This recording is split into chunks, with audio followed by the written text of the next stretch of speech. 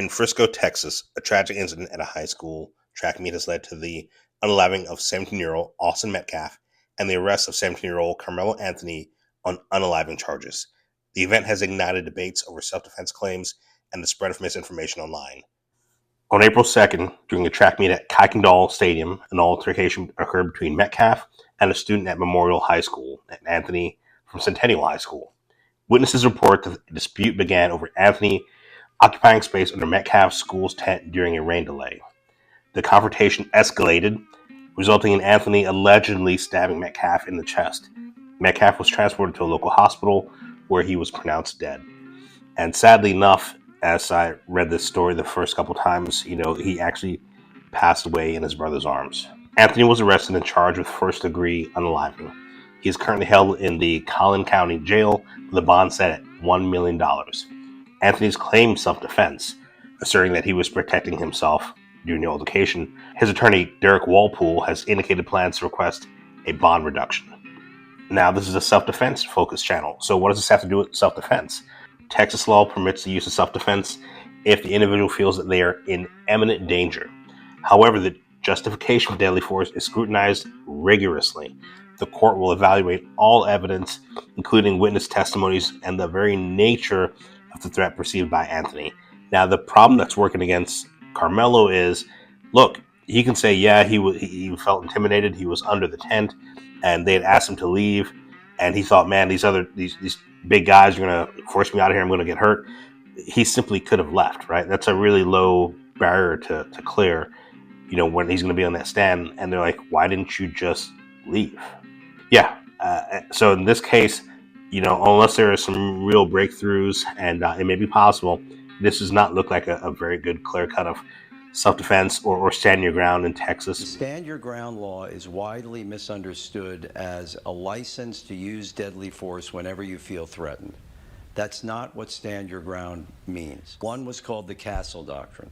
You never had a duty to retreat from your own home. And the other is when you were a victim of a sudden violent attack, because obviously you can't run away.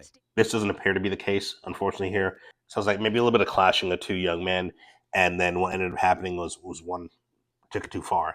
This is a shame because years ago, the worst that would have happened is they would have gotten a little scuffle, a little altercation, maybe thrown a few hands, and then it would have been a wrap, right? Maybe even been friends after that.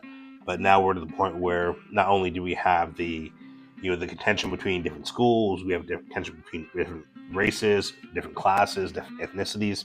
It's unfortunate. As you can imagine, we have this incident garnered a lot of national attention.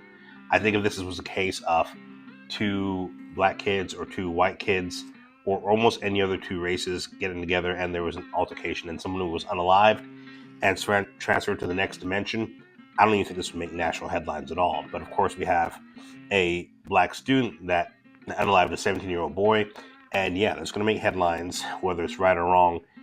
At this point, there's a lot of underlying racial tensions in this case, but I think that's to be said about almost anything these days, unfortunately.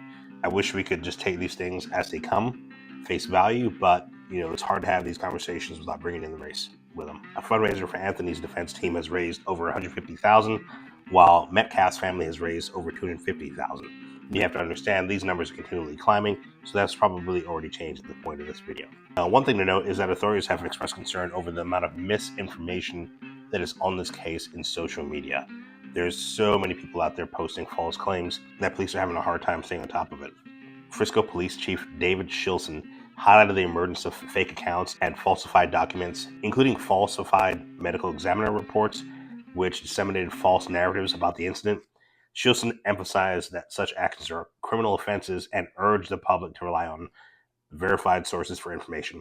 And this is one of the things that hurts us so often these days, is while social media can and was great, I think now it's more to our detriment where we're spreading this misinformation and nobody fact checks it.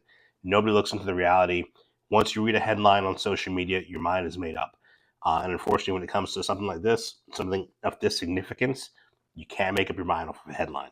But, let me know what your thoughts are on this case. It does not appear to be that he's going to be able to get scot-free off on this one. He's going to be facing that charge and likely doing some serious time unless there's some breakthroughs that come out in this case, which is possible. But let me know what your thoughts are, right? Is race playing a bigger element than it needs to be? Is it just about the self-defense aspect? What are your thoughts? Anyway, that's all for now. It's going to be a short one. So don't forget, keep your hands up and protect yourself at all times. Peace.